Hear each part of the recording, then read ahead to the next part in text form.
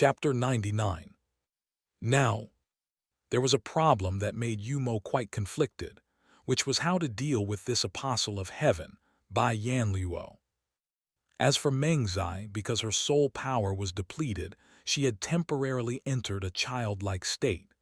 It seemed that once her soul power was restored, she would return to her original form, and after that, she would completely forget the events that had happened during this time. Well, probably.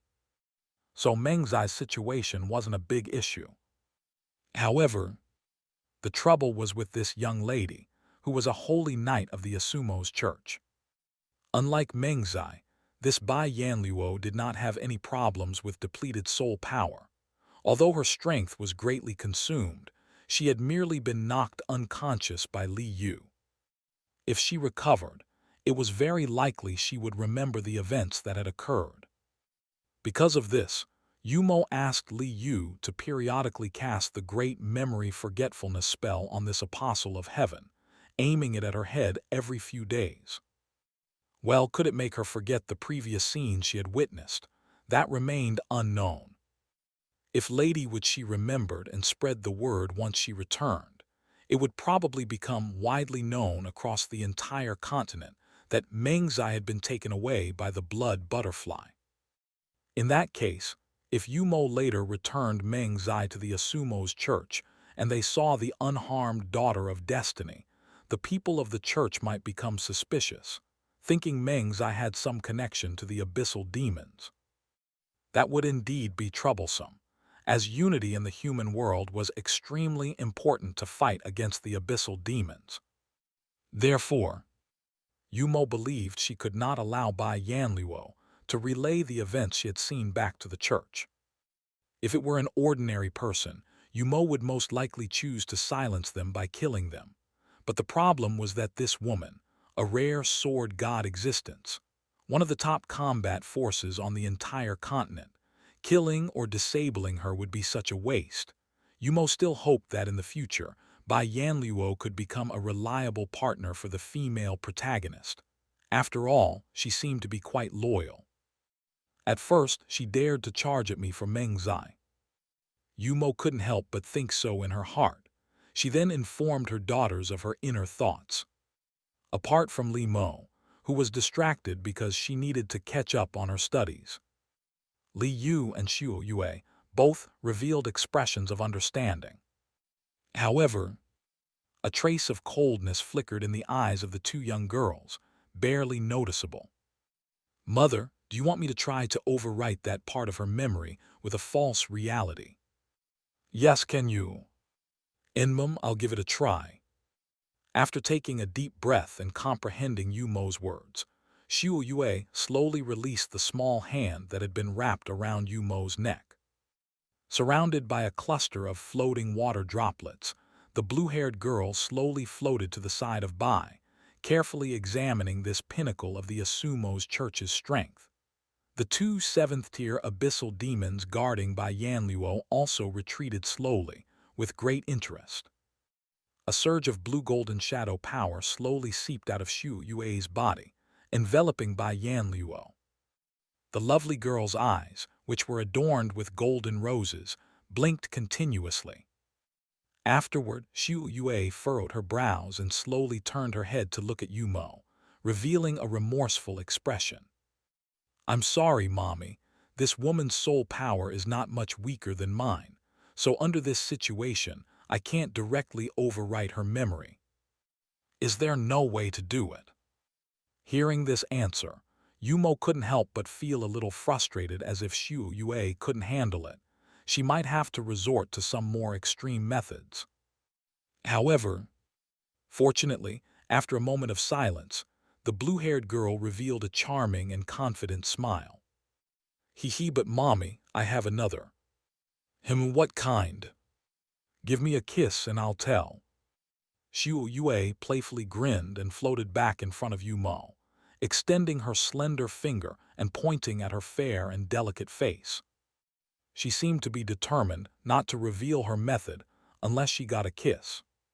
Faced with this, Yumo could only helplessly smile, and then indulgently rubbed Xiu Yue's little head.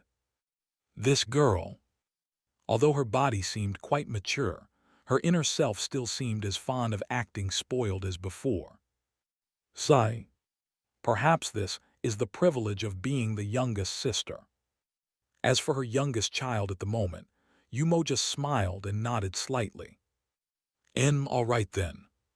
With that, Yumo lifted her hand to brush away the black hair on her face, slowly leaned down, and lightly kissed Xiu Yue's cheek like a dragonfly skimming the water's surface. There, are you satisfied now?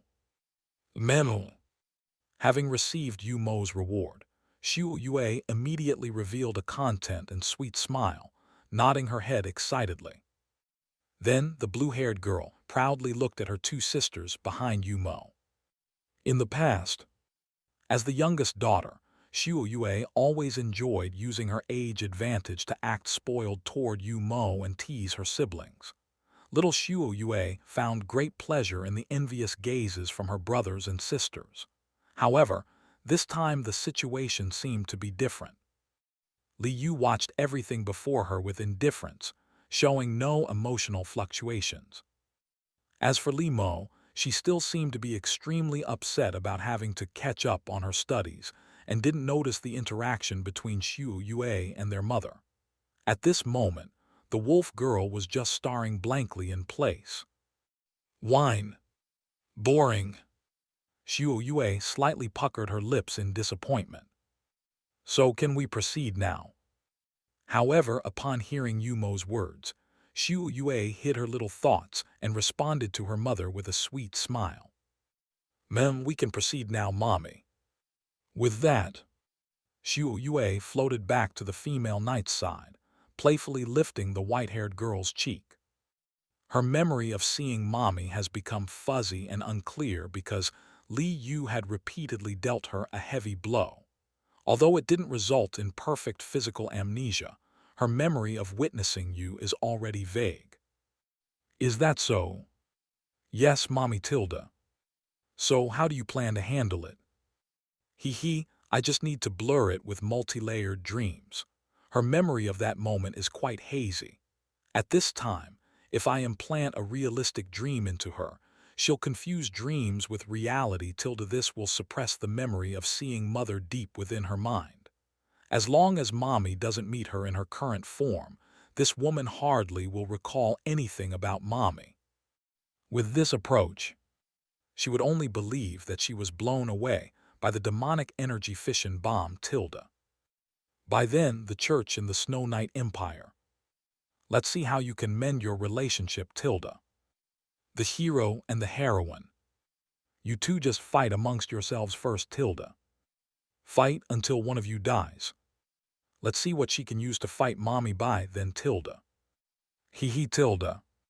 Xiu Yue revealed an imperceptible sly grin. While on the other side, Yumo rested her chin on her hand, making a thoughtful expression. Ah, that seems good, Tilda. Well, although she didn't fully understand, it seemed very impressive. Yumo's smile carried a hint of embarrassment.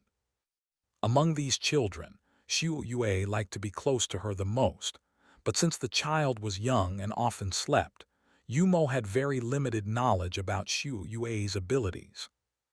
However, seeing her so meticulous and full of confidence, it should be fine, right? In that case, Yumo approvingly nodded. All right, Xiu Yue, give it a try. Okay, I won't disappoint you, Mommy. Just watch my performance. After enthusiastically waving to Yumo, Xiu Yue's entire being suddenly disintegrated, transforming into a sky full of blue-gold light that slowly entered Bai Yanluo's body, entering Bai Yanluo's spiritual world. The white-haired girl with closed eyes suddenly showed a pained expression, mixed with a touch of loathing and anger. I hope everything goes smoothly. Watching this scene, Yumo silently prayed in her heart. Then, Yumo looked towards the gray-haired little girl behind her. Lei Yu, do you have any orders, Mother? After glancing at the still-stunned wolf girl behind Li Yu, Yumo couldn't help but sigh. Sigh later, take your silly sister back and remember to apply some medicine. All right, mother, Li Yu answered with her usual obedient and adorable voice. At this, Yumo nodded in satisfaction. Afterward, the black-haired girl continued to silently watch the white-haired knight, enveloped in blue-gold light. And at this moment, seeming to sense something, Yumo involuntarily shuddered. Her brow furrowed abruptly, and a solemn expression emerged within her crimson eyes. Mengzai. How did that girl come out? She woke up. So soon. And I. No. Didn't I say not to leave the house?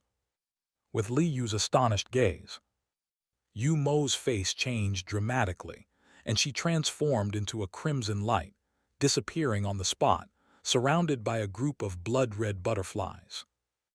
A few minutes earlier, perhaps due to a girl's unique sixth sense, Mengxi, who was walking in the winter forest, struggled against the biting cold wind and inexplicably moved towards the direction where Yumo was. Looking at the delicate silver-haired girl in the forest, the abyss demons lurking nearby did not follow their instinct to devour this weak prey, but instead chose to keep their distance. When the silver-haired girl entered the forest, the demons scattered in all directions, widening the gap between them and the girl. Obviously, all the abyss demons in the winter forest had received Yumo's will. They knew very well that this seemingly fragile girl was an ancestor-level existence. If they hurt her, they would likely be beaten into a pulp by their boss. So, in order to prevent accidents, the demons instinctively kept their distance from the silver-haired girl. No demon dared to mess with the boss. It had to be said, Mengxi was indeed the first person in history to make all the abyss demons in the winter forest tremble. However, the winter forest was the most dangerous place in the whole Anceta continent. There was nothing more dangerous than this place. In addition to the abyss demons, there were various other dangers, poisonous creatures, and a large number of magical beasts.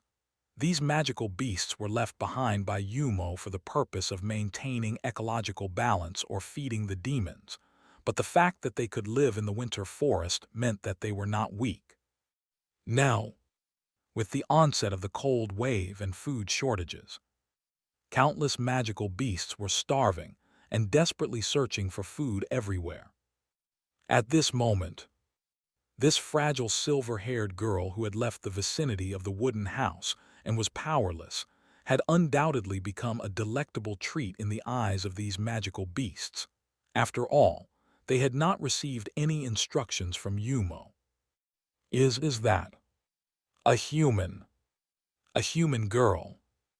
Watching the silver-haired girl slowly approaching, feeling the increasingly strong floral scent coming from her body, no, that was the scent of food.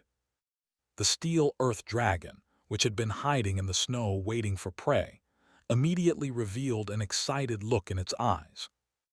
Its massive body began to move slowly. A human girl so weak. Yes, suitable food. The steel earth dragon couldn't help but drool. Having endured hunger for so long, it urgently needed food to replenish its strength.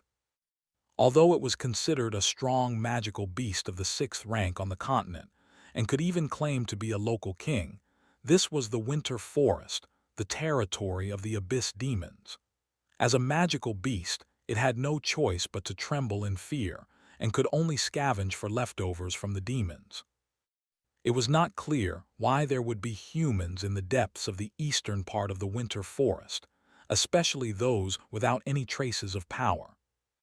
But the fact that they couldn't feel any abyss demon aura in the surroundings was also undeniable. Those demons inexplicably retreated, and at this moment it was the strongest magical beast in the area. That is to say, no other beasts could compete with it now.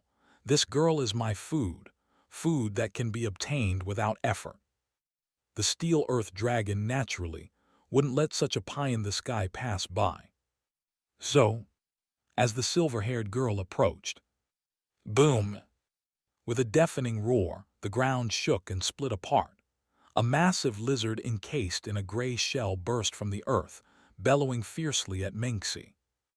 At that moment, the monster's roar echoed throughout the valley. A powerful tremor and magical explosion suddenly sent Menxi, unprotected by any sacred energy, flying tens of meters away. She slammed violently into a massive tree. The coat wrapped around her body was suddenly lost amidst the fierce shockwave and the blizzard. A trickle of blood unknowingly flowed from the corner of Menxi's mouth. Roarer! Seeing its prey weaker than expected, the steel earth dragon let out a mocking roar. Soon after, the starving steel earth dragon immediately bared its sharp claws and fangs. It opened its bloody maw wide and roared as it charged towards Menxi.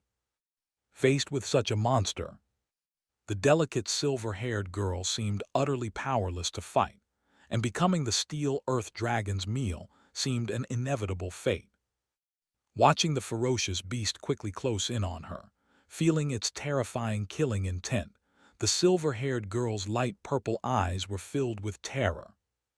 Her body seemed to freeze in place out of fear, leaving her no choice but to watch helplessly as the abyss-like maw drew closer.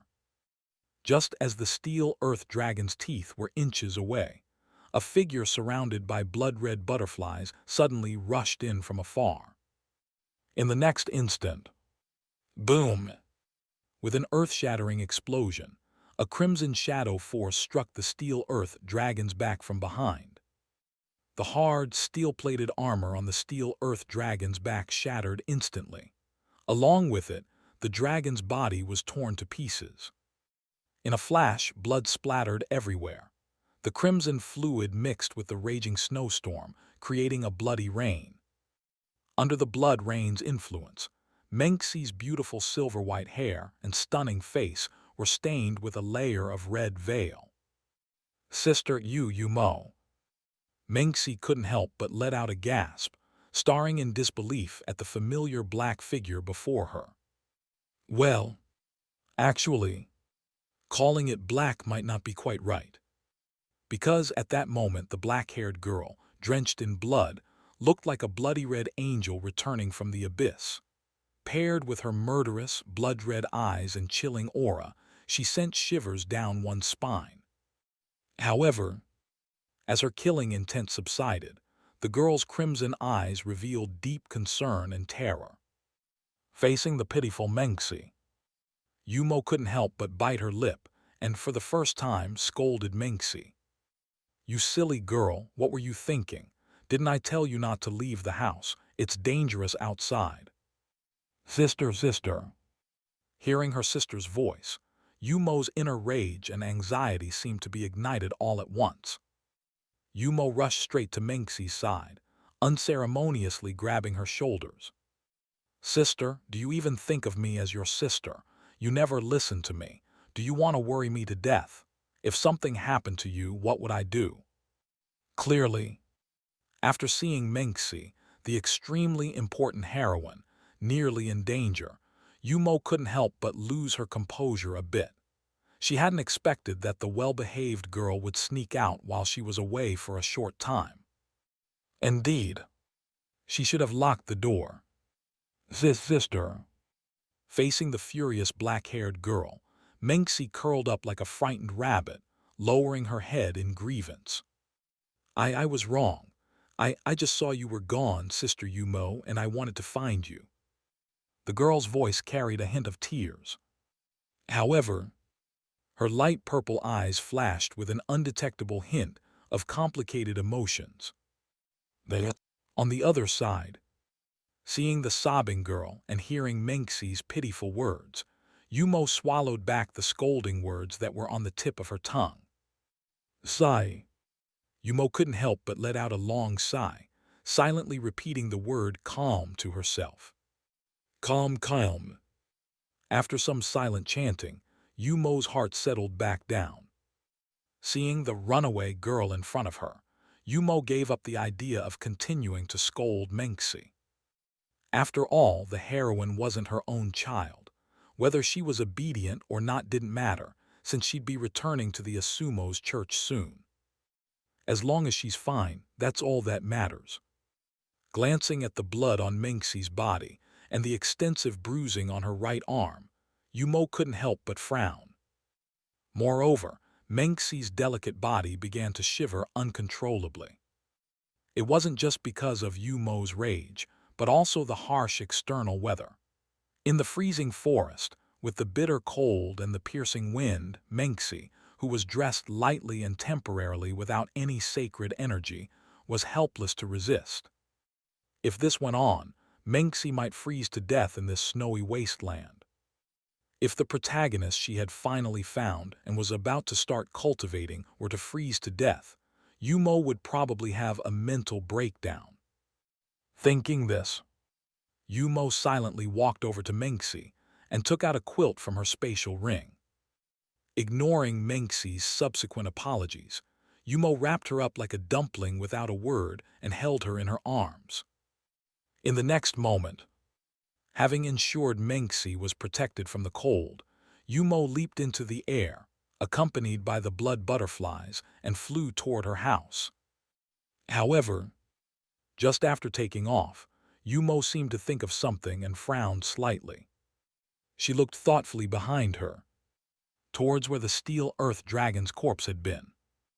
Yumo's crimson eyes narrowed, and a hint of doubt arose in her heart. Speaking of which, there weren't many magical beasts near my house, right? How did this girl end up meeting the steel earth dragon's head? No, it couldn't have been on purpose. Give me some power stone, pleasey. Inside the bathroom of the small house. After returning to the house with a shivering Menxi, Yumo quickly took her to the bathroom, prepared hot water, and deftly undressed the young girl, revealing her flawless body. Regarding this, Yumo still maintained her calm demeanor. It seemed she had grown used to it. After all, during the recent period when the protagonist regressed to a childlike state, bathing, wiping, applying medicine, and changing clothes, even underwear, were all personally taken care of by Yumo. By now, Yumo knew all the details about Menxi's body, such as her birthmarks, her measurements, and even where she was ticklish. Gradually, Yumo became resistant to the allure of that perfect body. Even if Menxi's enticing chest pressed against her, Yumo could remain unfazed. Perhaps, in Yumo's eyes now, Menxi was truly no different from a child, just a well-developed one. Yumo briefly examined Menxi's injuries, particularly the bruises on her arm and the frostbite on her legs and buttocks. Although these injuries were nothing compared to the blood-drenched state she was in when they first returned from the Galrose fortress, the problem was Menxi was no longer the heroic Asumo's church female knight from before, but a fragile, childlike girl. For a girl like this, the pain from these wounds was undoubtedly unbearable. A layer of moist ripples formed over Menxi's beautiful light purple eyes. Seeing the silver-haired girl, who looked like a pitiful little rabbit, about to cry, how could Yumo have the heart to continue scolding her? The last bit of anger in her heart completely vanished. Good girl, don't cry, it'll stop hurting soon. Yumo gently stroked Menxi's head and spoke softly. Next, without waiting for the protagonist's reaction, Yumo carefully placed the fair-skinned beauty into the bathtub. Although Menxi felt a twinge of pain when being lifted by Yumo, she remained silent and let Yumo carry her. And when Menxi was fully immersed in the water, the warm water infused with the healing power of tears of nature, quickly drove away the chill within the silver-haired girl. The pitiable girl gradually stopped shivering and slowly curled up in the bathtub. The bruises on Menxi's arms and frostbite on her legs began to heal gradually under the hot water's immersion. As the wounds healed, the pain on Menxi's face and her emotions also gradually faded. She not only felt no pain, but also found it increasingly comfortable. Menxi, feeling a tingling sensation all over her body, slowly revealed a sweet smile. Her entire body, except for her head, was immersed in the hot water. It seemed she was enjoying it quite a bit. Tilda. Seeing Menxi no longer showing a pained expression, Yumo couldn't help but let out a sigh of relief. Then Yumo silently sat next to the bathtub, gently patting Menxi's head. To be safe, Yumo curiously asked, "Does it still hurt anywhere?" Facing Yumo's question, Menxi blinked her watery light purple eyes and didn't directly answer, instead shaking her head. Good. Seeing this, the huge rock weighing on Yumo's heart finally settled. The protagonist in her childlike state had a fragile body. If anything happened to her, Yumo would be devastated. Yumo pinched Menxi's soft and fair face and said with a warning tone, "Next time, don't leave the house without permission, understand?" Memo. Menxi nodded slightly in the water, revealing her beautiful, innocent eyes as she silently looked at the black-haired sister.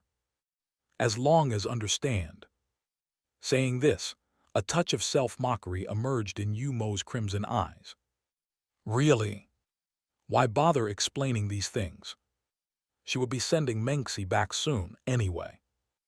Now, Yumo could clearly sense the gradual recovery of Menxi's soul power. If Sebastian was right this time, Menxi would return to her normal state after waking up next time. Her memories of this period would be completely forgotten. Of course, the memories of suddenly waking up in the room earlier would also disappear. Perhaps that's a good thing. After all, if the protagonist knew that she had been taken care of by an abyssal demon for so long, and it changed her hostile attitude towards the abyssal demon, Yumo would be quite troubled. But, since it was time to send her back soon, she needed to seize the opportunity. With this thought, under Menxi's curious gaze, Yumo slowly raised her hand. Waves of crimson shadow force rippled from her fingertips. Stimulated by Yumo's power, the space ring suddenly opened, and a golden pill appeared in Yumo's palm. This was the soul-casting elixir. There were probably only a few in the entire Anseta continent. After all, to refine this elixir, the horn of an extreme cold ice dragon was needed, and the extreme cold ice dragons were powerful magical beasts living in the central part of the winter forest. Nowadays, with the abyssal demons occupying the winter forest, obtaining the horn of an ice dragon was as difficult as reaching the sky. However, acquiring this ingredient was not a problem for Yumo. When she had sent Li Mo to knock on the door of the ice dragon's cave, the dragons were very eager to contribute and offered 4 horns. Really, they were good neighbors. In fact, apart from the elves, Yumo also had a good impression of the dragon race, as they always behaved very generously. They weren't at all greedy or stingy, as recorded in ancient human texts. Well, never mind. I've digressed. In any case, after obtaining enough raw materials, Yumo sent Zio to the Mage Tower in the center of the continent, asking the master there to help refine this soul-casting elixir. The biggest feature of the soul-casting elixir is that it can help cultivators strengthen their souls and accumulate enough energy within their bodies to help them break through to the 7th rank in the future, truly achieving transcendence. Although it doesn't guarantee a 100% chance of breaking through to the saint rank, it can significantly increase the probability. With Menxi's talent as the chosen one, this elixir would undoubtedly help her break through to the saint rank in the future and advance further towards the 8th rank. Speaking of which, according to the information provided by the Black Rose family, the crown prince of the Snowy Night Empire, who was also the chosen one, had already become a powerful figure of the saint rank. As the chosen one, Menxi couldn't lag too far behind.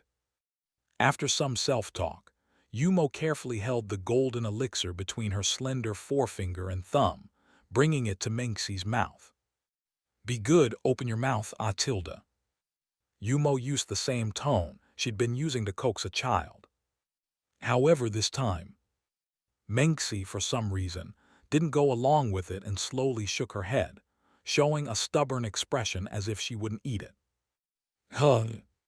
Seeing Mengxi, who had always been obedient and cooperative in taking her medicine, suddenly refusing, Yumo was slightly surprised. "Don't worry, it's not bitter, Tilda." I don't want it, Tilda." Mengxi pouted and continued to shake her head, stubbornly looking like she'd rather die than comply, leaving Yumo even more baffled. "What's the matter, little Mengxi? Be good, Tilda." "No." It's really not bitter. Big sister even added a sugar coating." Yumo continued to coax. "No. Be good." "No, no, no, I just won't." Seeing the silver-haired girl still so resistant, Yumo didn't know what to say for a moment. Just when Yumo was feeling somewhat entangled, Mengxi spoke slowly. Her tone seemed a bit shy. "Well, I could eat it, but..." "But what?" "Well, big sister Yumo, join me in the bath for a while, then I'll eat it." Mengxi blinked her beautiful eyes, speaking with a pleading tone. Well." Hearing this, Yumo couldn't help but be taken aback, looking somewhat at a loss towards the girl in the bathtub. Gazing into Mengxi's innocent and pure eyes, Yumo found it difficult to refuse. "Can't you?" Mengxi's words reached her ears again, the soft, cute voice almost melting Yumo's heart. "Sigh. Whatever." She bathed with Li Mo and Li Yu many times before, so it seemed there was nothing wrong with joining the protagonist. So after putting the elixir back into the space ring, Yumo slowly nodded. "All right." Sigh. In a way, Yumo was somewhat reluctant to part with the silver-haired girl before her. If Mengxi, after her soul power was restored, would forget the memories of this period and return to her original self as a night girl, then the infantile version of the protagonist in front of Mo would cease to exist, and their shared experiences would vanish into thin air. Because of this, Yumo couldn't help but feel a tinge of sadness, although she would still interact with Mengxi frequently until the protagonist group destroyed her. Such an infantile protagonist would be forever gone from her life. It was for this reason that Yumo didn't refuse Mengxi's request to share a bath.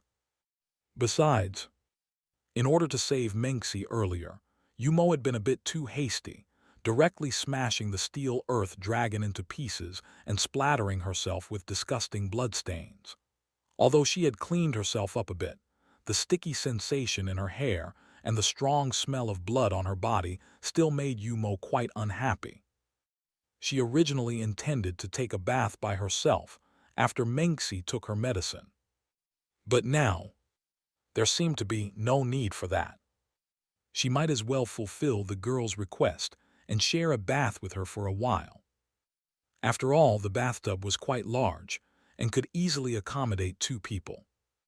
"All right, let's take a bath together, but remember, you have to take your medicine afterward."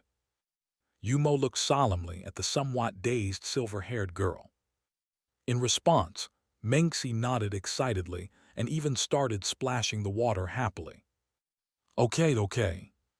Sigh, you silly girl." Seeing the silver-haired girl bustling about, wanting to share a bath with her, Yumo couldn't help but reveal a helpless smile.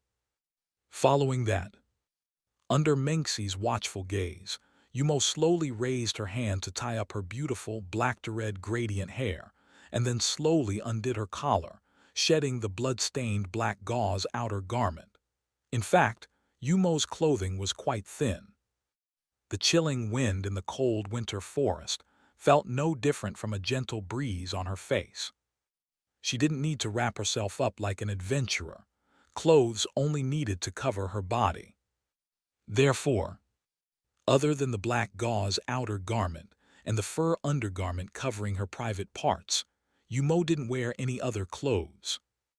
As a result, after taking off the black gauze outer garment, Yumo's slender and delicate body, as crystal clear and perfect as beautiful jade, was revealed before Menxi. At the same time, Yumo's fur undergarment was also exposed to the silver-haired girl. It had to be said, such a tempting body paired with such a crudely made fur undergarment was truly a waste, a sight for sore eyes. And after seeing this scene, especially after seeing the fur undergarment, a trace of an inexplicable emotion emerged in Menxi's light purple eyes, her strange gaze fixed on Yumo, who had just removed her last piece of clothing. Yumo suddenly shivered, feeling an inexplicable chill. And when she looked back, the silver-haired girl, with her hands resting on the edge of the bathtub, continued to blink her watery, light purple eyes at Yumo, watching her with a pure and expectant gaze. Is it just my imagination? Unable to find the source of the chill, Yumo couldn't help but think this. Although Menxi had been staring straight at her body the whole time, Yumo didn't feel uncomfortable. After all, the protagonist was now an innocent child. What strange thoughts could she have? Yumo didn't feel shy either. Now she was like an older sister taking a bath with her little sister. What was there to be shy about? So, Yumo walked slowly to the bathtub, completely bare. Seeing this, the silver-haired girl obediently made room for her sister, Yumo, and quickly pulled her into the bathtub by the hand. Really, what's the rush, Tilda? Yumo smiled indulgently. Then Yumo slowly sat down in the bathtub. As for the silver-haired girl beside her, she immediately revealed a beautiful smile that could melt hearts and affectionately nestled in Yumo's arms, rubbing her cheek against Yumo's. Although Yumo had gotten used to Menxi's body, such direct contact still made her face flush slightly. Even though her mentality had regressed to that of a child, her body had not downgraded Tilda.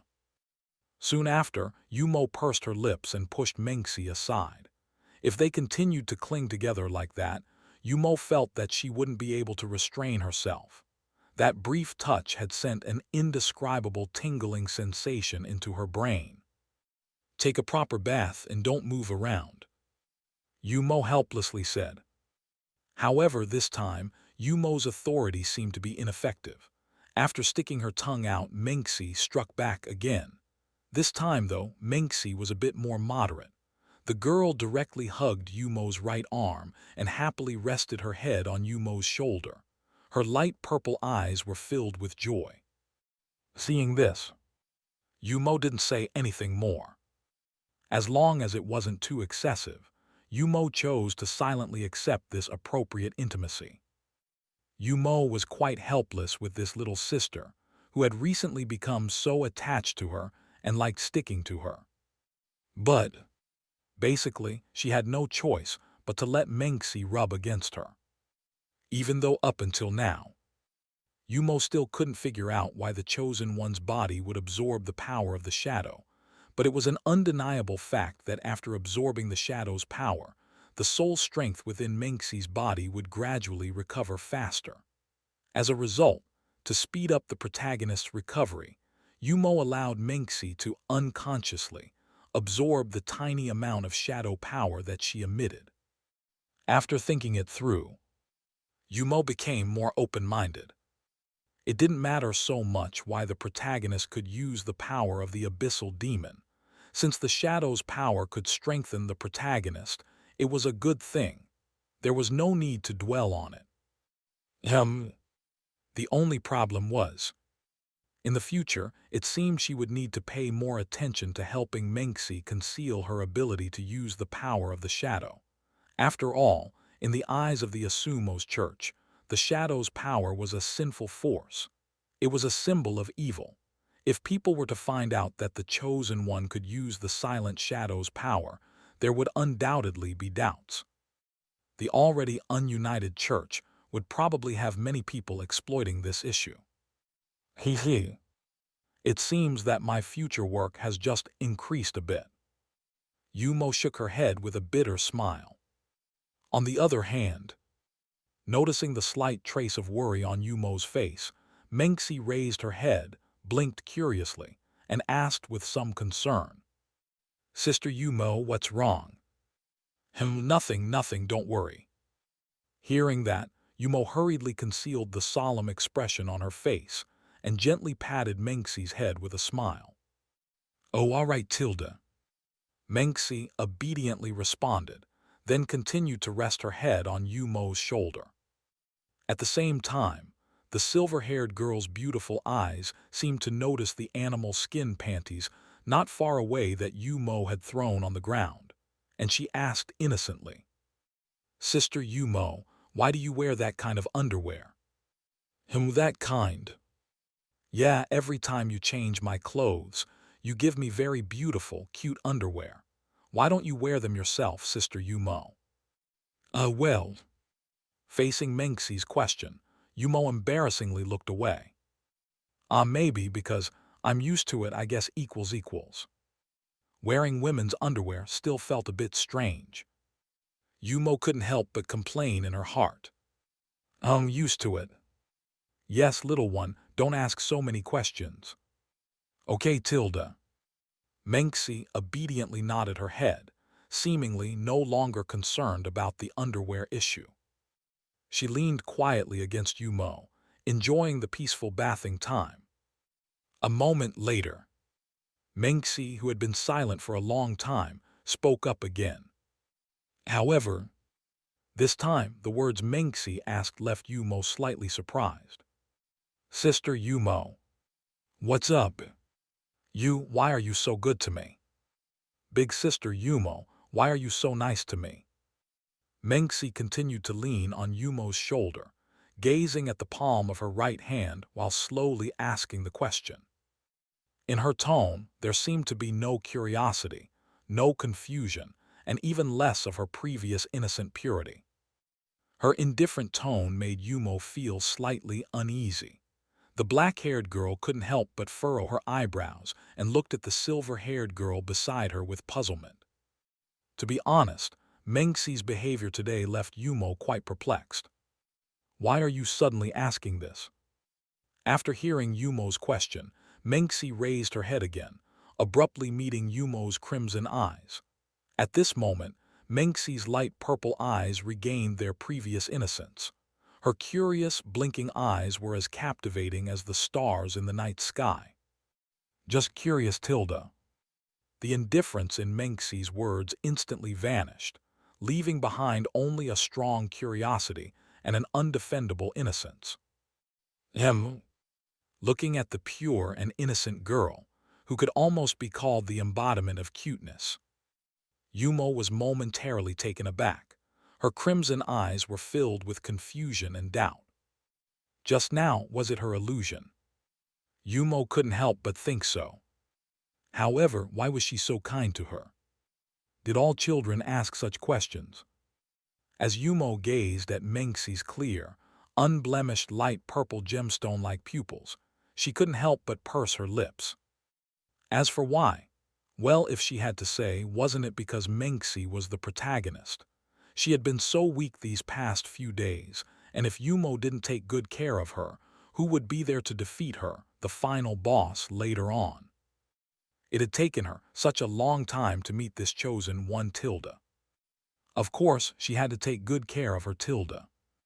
However, it seemed that these words weren't quite suitable for saying directly to this child.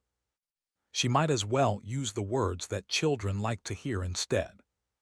With that thought, Yumo regained her composure, rubbed the young girl's head, and said with a gentle laugh, "That's because, Menxi, you are well-behaved and adorable. Big sister really likes you. And to be honest, you're also very important to me." "I am important." "Yes, Tilda." "Why?" About that." Yumo raised her hand to cover her mouth and playfully stuck out her tongue. "You'll have to guess, Tilda." Woo, big sister is so mean." Hee Tilda." Yumo playfully revealed a naughty expression and teasingly flicked Mengxi's forehead. As for why, I'll tell you later, Tilda. Well, there probably won't be a chance to tell her later. Yumo muttered regretfully in her heart. Fine, all right. Seeing that Yumo didn't want to say more, Mengxi didn't ask further, continuing to obediently lean against Yumo. However, at this moment, a slight frustration seemed to appear on the silver-haired girl's delicate face. Upon noticing this, Yumo raised her eyebrows and hurriedly began to change the subject. Let's drop that subject. Little Mengxi, do you remember what you promised your sister just now? What was it?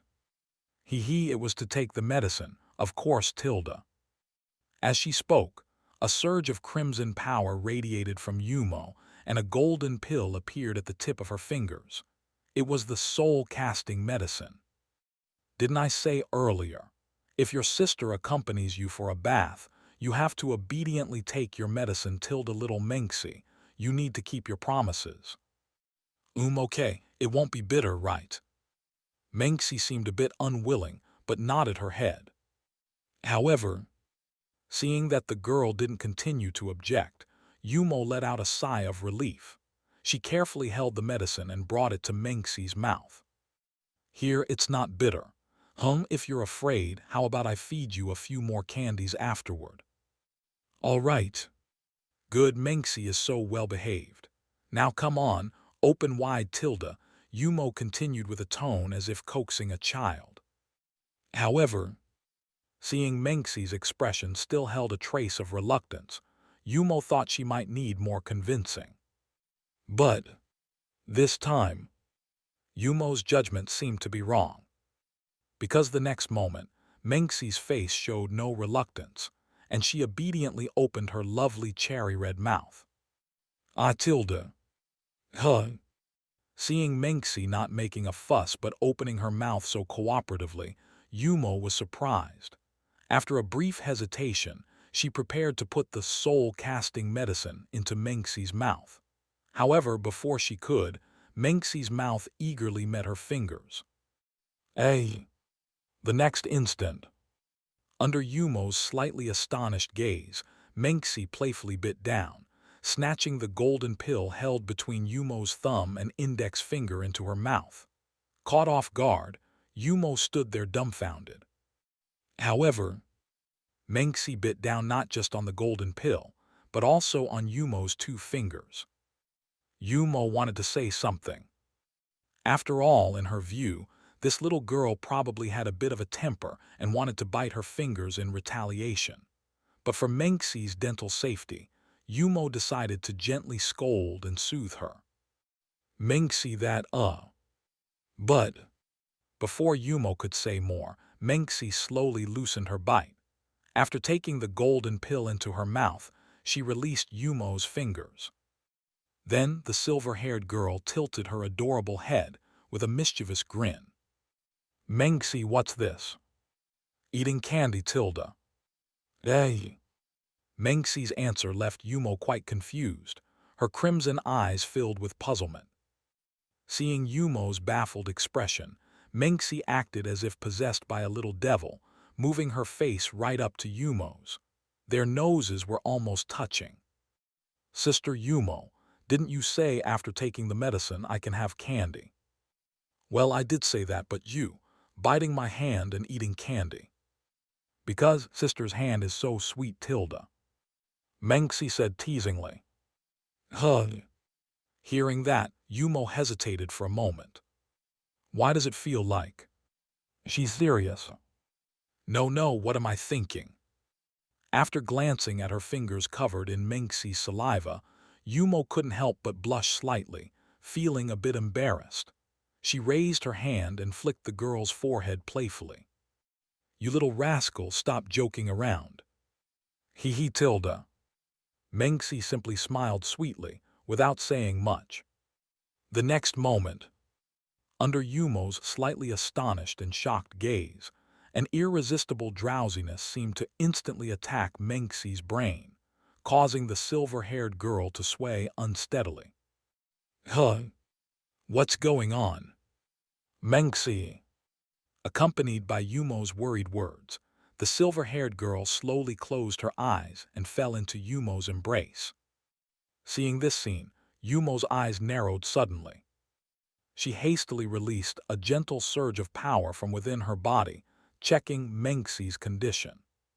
Fortunately, after a brief examination, Yumo found that Mengxi's body was not seriously harmed. The reason for suddenly fainting was simply due to a sudden surge of soul power restoration. Does the medicine also have the effect of speeding up the recovery of soul power? Yumo couldn't help but wonder in her heart. However, after thinking for a moment, Yumo couldn't help but frown, slowly looking at her two fingers still covered in Mengxi's saliva, her crimson eyes narrowing slightly. This, as the embodiment of the Devil Palace, the amount of power in Yumo's body was simply astonishing. For Yumo, who had to control such a massive force, she would not notice if the power grew a little on its own or accidentally leaked out a bit. But at this moment, Yumo wasn't sure if it was her imagination, but the part of her finger that was just in Mengxi's mouth seemed to have lost some of its power. Although it was negligible to Yumo, it seemed to have actually diminished a bit. And just as Yumo was staring at her fingers, lost in thought, on the bathroom wall, a series of energy fluctuations suddenly occurred. The next instant, surrounded by blue and gold power, a beautiful blue-haired girl emerged from the wall like a ghost, opening her lovely, sleepy golden eyes. After stretching her waist, the blue-haired girl slowly phased through the wall and floated behind Yumo. "Mommy, are you looking for Shoyu?" Mommy Tilda.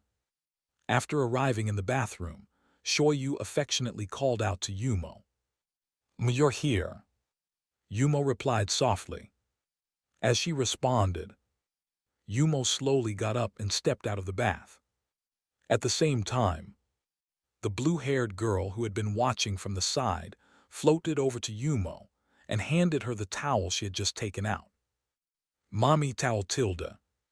"Thanks, girl." Saying that, Yumo gently patted Shoyu's head, and the latter closed her eyes, enjoying her mother's affection. After rewarding Shoyu, Yumo began to dry her hair and body. After wiping away the water, Yumo wrapped the towel around herself, covering a large area of her fair skin. The next moment, the black-haired girl seemed to be lost in thought as she looked back at the sleeping protagonist lying beside the bath. Noticing her mother's gaze, Shoyu also slowly looked towards the silver-haired girl. Seeing the girl who had bathed with her own mother, a strong sense of jealousy erupted from Shoyu's eyes. After all, only she and her siblings were supposed to be this close to their mother. Why was this girl allowed to? It's too much. Wait, no, it should be her and her sisters. As for her brothers, they could be excluded. They'd better be kicked out. Too dirty Tilda. Not suitable Tilda. Even though she's Mommy's enemy, she dares to compete with us for Mommy's attention. Thinking this, the sleepiness in Shoyu's blue and gold eyes completely vanished, replaced by deep hostility. The only ones who could compete with her for affection were her sisters.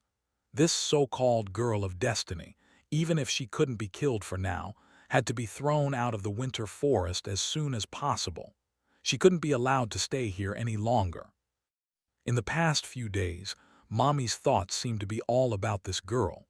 There was hardly any time to spend with us, even though she had just woken up so rarely. Speaking of which, Mommy seemed to have mentioned something earlier. Thinking this, Shoyu curiously floated over to Yumo.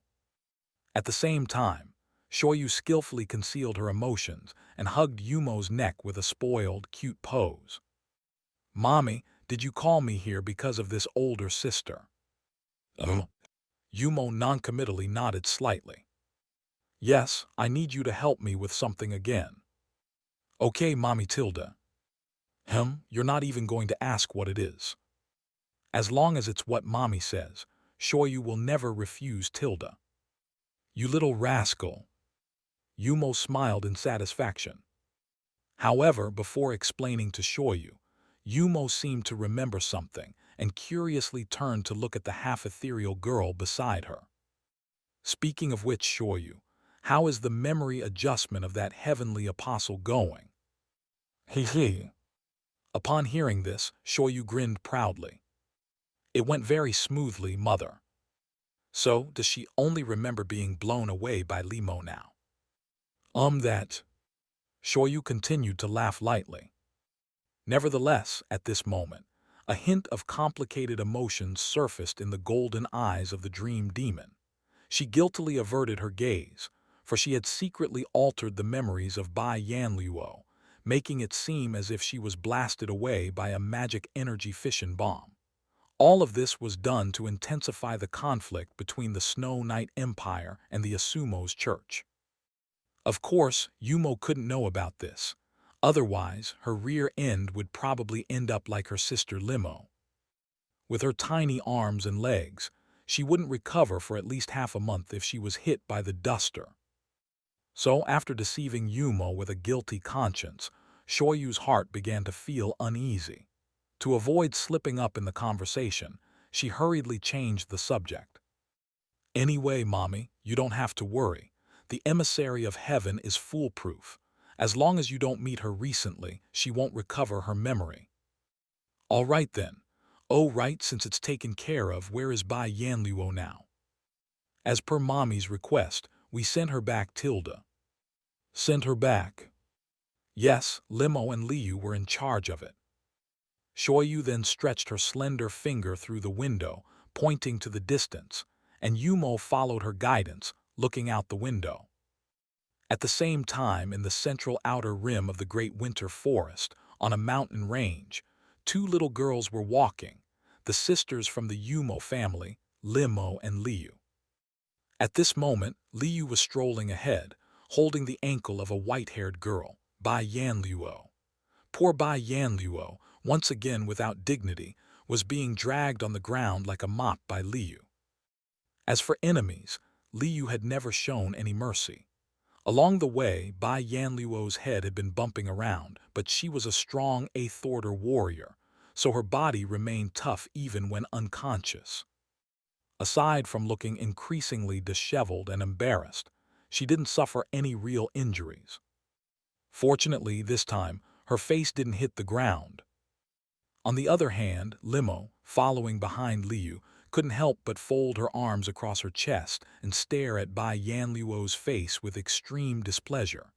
It seemed like she wanted to rush up and throw a couple of punches. However, it couldn't be helped, for little Limo was quite vengeful Tilda. She was still upset about Bai Yanluo hitting her earlier, and was eager to find an opportunity for payback.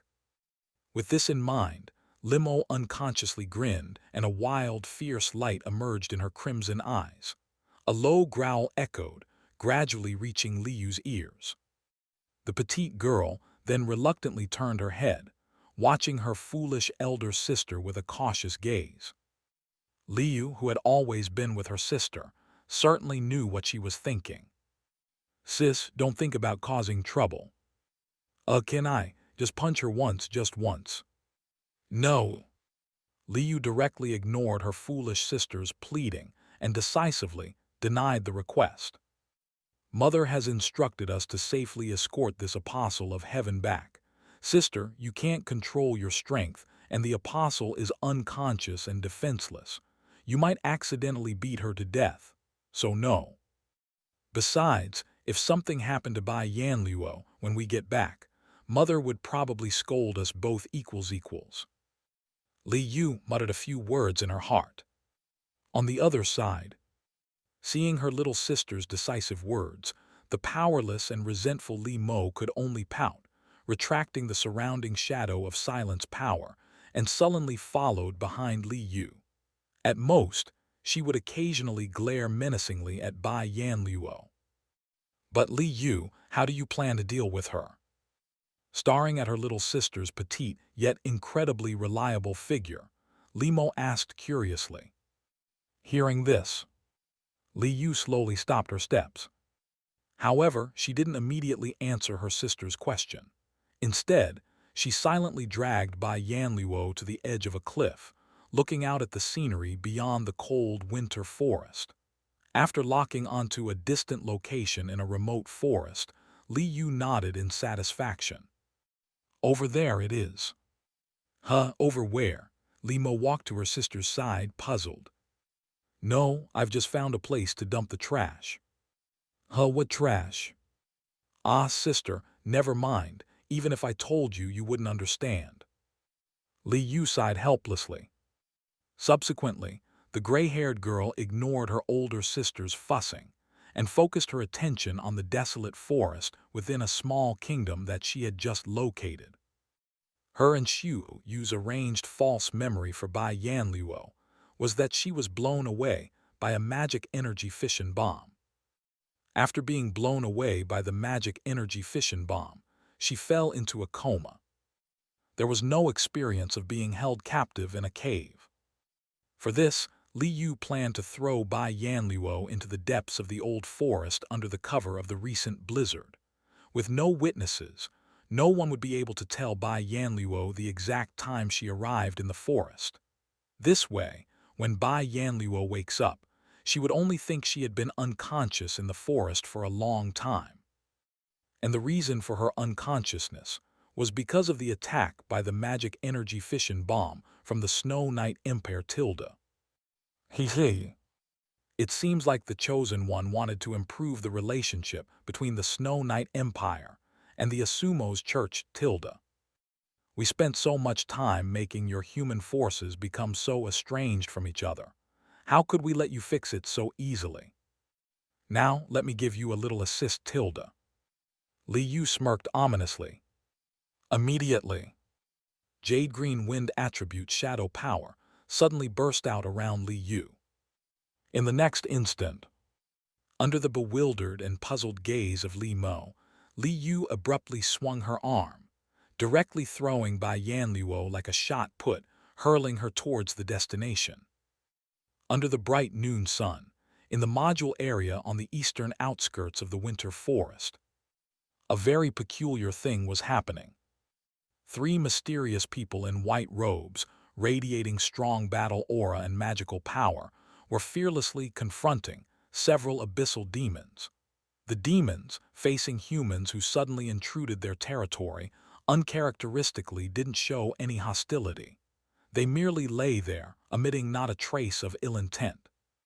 It seemed as if both sides were interacting on the spot. Such a scene of harmony between demons and humans, if seen by those who believed in the Asumo's religion, would probably make their faith explode. However, the ones communicating with the three mysterious men in white robes were naturally not these sixth-rank abyssal demons. These sixth-rank abyssal demons merely served as bodyguards, or rather, mounts. The one who was truly communicating with the three people was the black-haired woman with an unparalleled appearance, dressed in a black gauze dress, sitting atop the head of the giant serpent-like abyssal demon, Yumo, the leader and creator of Demon Temple. At this moment, Yumo, after looking at the three white-robed people before her for a moment, couldn't help but let out a sigh in her heart. Ah, time flies so fast, Tilda. The three humans before her were not ordinary humans. They were members of the Black Rose family and the Black Rose Knights, serving as direct subordinates of Xiao. Although this unit had a total of fewer than 100 members, each person's strength started at rank 6. Each of them had formidable power, capable of holding their ground against thousands. Back then, it was with this elite knight regiment that Xiao crushed the opposition forces in the eastern part of the Sadic Empire, becoming an imperial duke in one fell swoop. In addition to their strong individual combat power, this unit had another characteristic. Its members, without exception, were all sent out from the winter forest. They were those children who had once been captured and offered as sacrifices to Yumo. Although these children had not spent much time in the demon's temple, some of them had left a deep impression on Yumo, like the former Qiu Mingtong and the current Beklam. Looking at the man with a scar in the center of the white-robed group, who appeared weather-beaten, Yumo couldn't help but feel a surge of emotions. Back then, he was just a little kid, less than 20 years ago. Now he's become a towering man, Tilda. Time passes so quickly, Tilda. Lady Yumo. Seeing such a noble person staring at him intently, Beklam couldn't help but show a puzzled expression. Then, the sixth-rank knight knelt down half-kneeling, both puzzled and extremely respectful. Lady Yumo, is there anything else you need? Oh no, there's nothing else. Hearing Beklam's question, Yumo immediately snapped out of her state of sentimentality and laughed somewhat awkwardly, covering her mouth. Yes, there's still work to be done. Now is not the time to be sentimental. Thinking about this, Yumo's crimson eyes narrowed slightly. In the next moment, accompanied by the surge of the crimson power of shadow, a silver-haired girl who had fallen into a deep slumber appeared under the protection of the blood-red butterflies, floating towards Beklam. This girl, without a doubt, was our Mengxi. However, at this moment, Mengzai had once again put on the blood-stained white knight armor, and her pretty face seemed to be deliberately smeared with a layer of black ash. At first glance, she appeared no different from a knight returning from the battlefield. After controlling the blood butterfly to deliver Mengxi into the arms of one of the female knights, Yumo asked again. So just to be on the safe side, I'll ask again, do you all know how to handle this next? Yes, Lady Yumo, we know how to handle it. Beklam replied solemnly. This morning, we found Miss Mengzai and a group of Galrose Fortress guards in the northwest part of Galrose Fortress, in the Crane Wave Valley area. However, when we arrived, the guards had already fought the Abyss demons to protect Miss Mengzai until only 3 remained. But after we drove away the Abyss demons, these 3 survivors unfortunately mutated due to the infection of the power of shadows. In the end, we had no choice but to kill them in tears and bring Miss Mengxi back. That's about it. After listening to Beklam's statement, Yumo nodded with satisfaction. Then I will leave it to you. Don't do any mistakes. Yes, we promise to complete the mission. The 3 responded in unison and in harmony. Seeing this, Yumo nodded in relief. At first, she trained the Black Rose family mainly for intelligence gathering and to protect and take care of Li Mo and the others after her own demise. After all, the Black Rose family's territory was in the southeast of the Sadic Empire, where Abyss demons rarely appeared and would not attract the attention of the protagonist's team. She originally expected them to complete only 2 main goals, but now it seemed that the Black Rose family could help her more than she had imagined. They were all reliable kids. Sigh. If only the rest of the human forces were this reliable. Thinking of the previous lackluster performance of the Galrose Fortress soldier, Yumo couldn't help but reveal a slightly frustrated expression. However, just then, Yumo's brow furrowed slightly. A trace of displeasure surfaced in the girl's crimson eyes. Then, under the puzzled gaze of the 3 Black Rose Knights, Yumo slowly raised her hand. The next instant, a creature with a body enveloped in pitch-black mist, possessing 6 heads and standing about 10 meters tall, burst from the ground following Yumo's command. Surrounded by the terrifying power of shadow, it arrived by its master's side. At the same time, in the sky on the outskirts of the winter forest, after peering through a telescope at the winter forest, Yiziuhu, a 6th-rank expert, was riding a flying dragon high in the sky, couldn't help but reveal a horrified gaze. Was this real or fake? Humans communicating with Abyss demons. As a member of the Snow Knight Empire's Royal Guard, Yiziuhu considered himself to be well-informed. However, the scene he had just witnessed left him dumbfounded and unable to believe his eyes, rubbing them in disbelief. The other two subordinates around him were equally stunned, watching the interaction between the three white-robed figures and the abyssal demon, both of them dumbfounded. More importantly, that woman escorted out by the abyssal demon. The silver-haired girl seemed to be the person the Crown Prince had asked them to find recently. "Captain," a scout named Amok, riding a griffin, came flying to Yiziuhu's side. "Captain, that woman is the daughter of Destiny. She's the one the Crown Prince wants us to find, but it seems she's connected to the abyssal demons." "I can see that. You don't need to tell me," Yiziuhu said irritably. Then he continued to use his specialized telescope to spy from within the clouds. After seeing Mengxi's face clearly, this sixth-tier expert couldn't help but hold his breath. At this moment, he understood why His Highness the Crown Prince, who already had many concubines, was still infatuated with the daughter of Destiny. Such a woman was enough to captivate any soul. Under the heavens, perhaps only the Crown Prince could truly be a match for such a woman. However, why was she brought out by the abyssal demon? Had the daughter of Destiny been in the winter forest during the time she was missing? Wasn't the daughter of Destiny's aura supposed to enrage the abyssal demons? Then, why is she still alive? Could it be the previous demon king-level existence took the daughter of Destiny away, and then performed some kind of modification? If that were the case, in an instant, countless doubts and anxieties flooded into Yiziuhu's mind like a spring, causing his brain to temporarily crash. However, Yiziuhu was an experienced warrior after all, and he quickly regained his composure from the shock. Regardless of what had happened to the daughter of Destiny, the current situation must be reported to the Crown Prince as soon as possible. With this thought in mind, Yiziuhu hurriedly prepared to ride the griffin away from this place.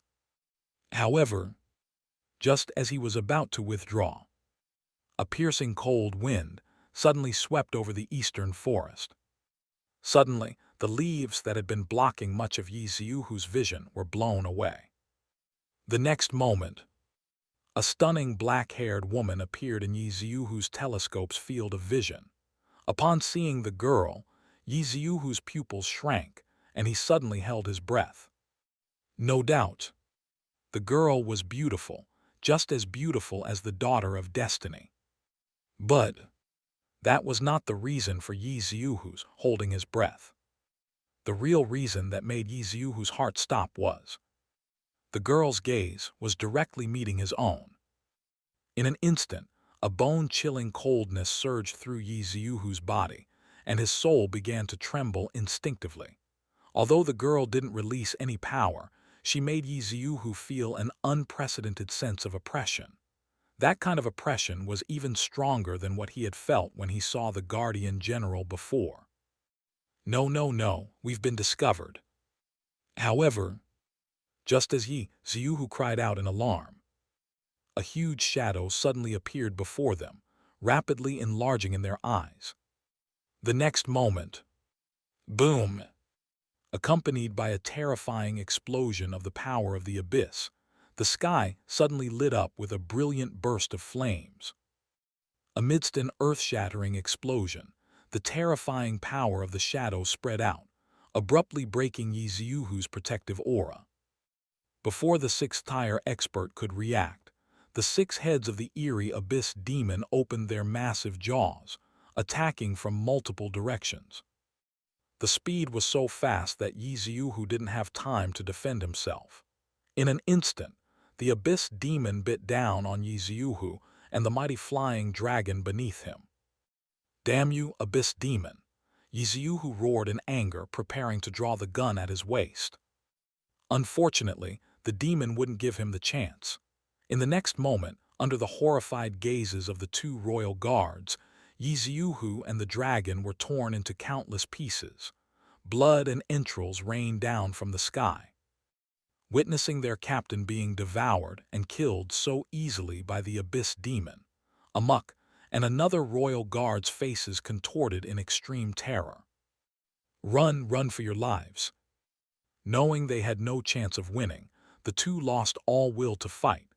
They decided to flee towards Linfeng City on their flying dragons. However, after swallowing Yi Ziuhu's despairing face, the enormous abyss demon turned its attention to the fleeing Amok and his companion. Its 6 pairs of blood-red eyes narrowed menacingly. In the next instant, the terrifying pinnacle 6th-ranked abyss demon spread its 4 pairs of wings and roared as it chased after Amok and the others.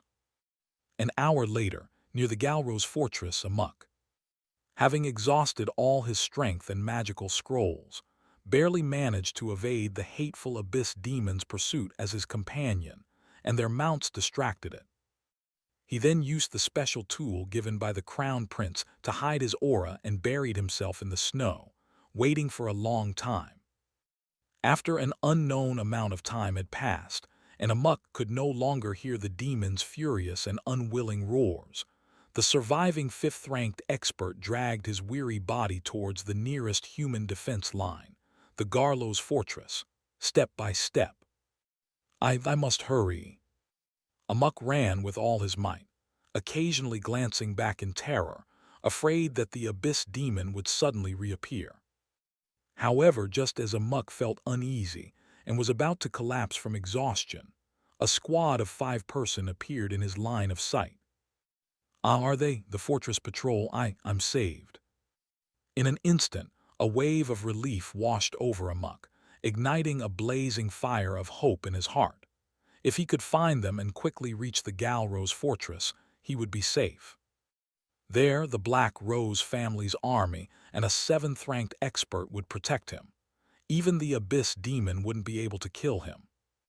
Moreover, I must bring back the information about the Girl of Destiny.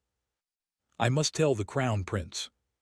With that thought, a faint excitement arose in Amok's heart. He quickly mobilized the little remaining fighting energy in his body. With a burst of earthy yellow fighting energy, he charged toward the 5-man patrol team. Help me! Amok yelled with all his strength, dispelling the invisibility spell on himself. Upon hearing this, the 5 figures stopped and turned their heads to look at Amok, seemingly slightly surprised. Seeing that the patrol team had acknowledged him, Amok immediately showed a delighted smile. He then accelerated and ran toward the group. Upon Amok's arrival, a petite figure emerged from the center of the group, walking slowly to Amok's side, and began examining him closely. However, when the petite figure saw the Snowy Night Empire's royal emblem on Amok's arm, her eyes beneath the black hood narrowed. At the same moment, a tall man beside the petite figure asked, gripping the sword at his waist, "Who are you, and why have you come out from the frozen forest?" Hearing the man's question, Amok quickly replied, "Don't misunderstand, I mean no harm. I'm a member of the Snow Night Empire's royal family. I was just scouting the area from the air. Quickly, take me to the fortress. I'm being pursued by an abyss demon. I cannot die. I carry vital information." "Abyss demon, you said you were just scouting from the air. Were you riding a flying dragon?" The tall man's voice became somewhat strange. Yes, Amok responded, his brow furrowed, watching the 5 people cautiously. "Wait, how did you know?" Upon hearing this, the 5 people standing in front of Amok exchanged smiles, seemingly recalling something amusing.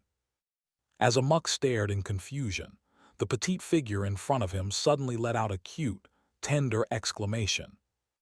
"Wow, he actually came to us, Tilda. Huh, a girl."